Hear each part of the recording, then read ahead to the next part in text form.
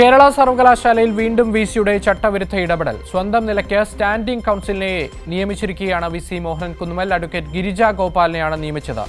ചട്ടപ്രകാരം നിയമനം നടത്തേണ്ടത് സിൻഡിക്കേറ്റ് ആയിരുന്നു. ഇതെല്ലാം അവഗണിച്ചാണ് മോഹനൻ കുന്നുമ്മലിന്റെ തീരുമാനം. വിവരങ്ങളുമായി ഷീജയാണ് ചേരുന്നത്. ഷീജ, ഇപ്പോൾ UDF സർക്കാർ വന്നതിന് ശേഷം തുടർച്ചയായിട്ട് ഇത്തരം കാവ്യവൽക്കരണ നടപടികൾ, സ്വന്തം നിലയ്ക്ക് മാത്രം തീരുമാനമെടുക്കുന്ന നടപടികളാണ് മോഹനൻ കുന്നുമ്മൽ നടത്തുന്നത്. അതിന്റെ തുടർച്ചയായിട്ട് വീണ്ടും ഒരു നീക്കം. എന്താണ് വിശദാംശങ്ങൾ?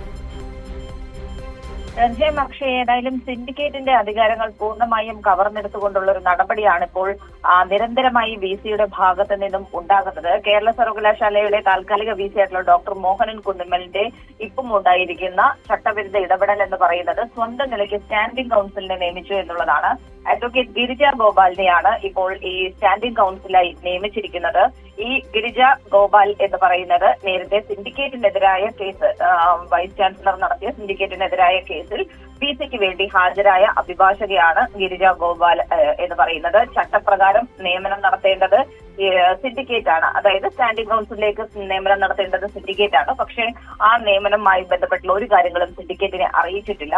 ഇതിനൊപ്പം തന്നെ നിയമനം നടത്തിയ വിവരം ഹൈക്കോടതി രജിസ്ട്രാറെയും അറിയിക്കേണ്ടതാണ്. ആ രീതിയിലുള്ള ഒരു നടപടിയും സ്വീകരിച്ചിട്ടില്ല. എല്ലാം അവഗണിച്ചുകൊണ്ടാണ് ഡോക്ടർ മോഹനൻ കുന്നുമ്മൽ സ്വന്തം നിലയ്ക്ക് ഈ ഒരു നിയമനം, പ്രധാനമായും സിൻഡിക്കേറ്റ് അടക്കം കഴിഞ്ഞ ദിവസം ഉയർത്തിയിട്ടുള്ള ഒരു വിഷയം എന്ന് പറയുന്നത് സിൻഡിക്കേറ്റിന്റെ അധികാരങ്ങൾ പൂർണ്ണമായും കവർന്നെടുക്കാനുള്ള നീക്കം വിസിയുടെ ഭാഗത്ത് നിന്നും നിരന്തരം ഉണ്ടാകും. ഇതിൽ അടിയന്തരമായി ദിവസമായിട്ടും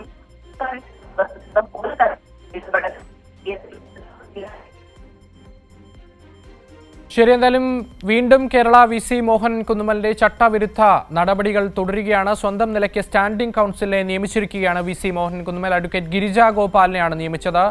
ചട്ടപ്രകാരം ഈ നിയമനം നടത്തേണ്ടത് സിൻഡിക്കേറ്റ് ആയിരുന്നു. പക്ഷേ ഇതിനെല്ലാം മറികടന്നാണ് വിസിയുടെ ഇപ്പോഴത്തെ നീക്കമുണ്ടായിരിക്കുന്നത്. ഷീജയാണ് വിവരങ്ങൾ നൽകിയത്.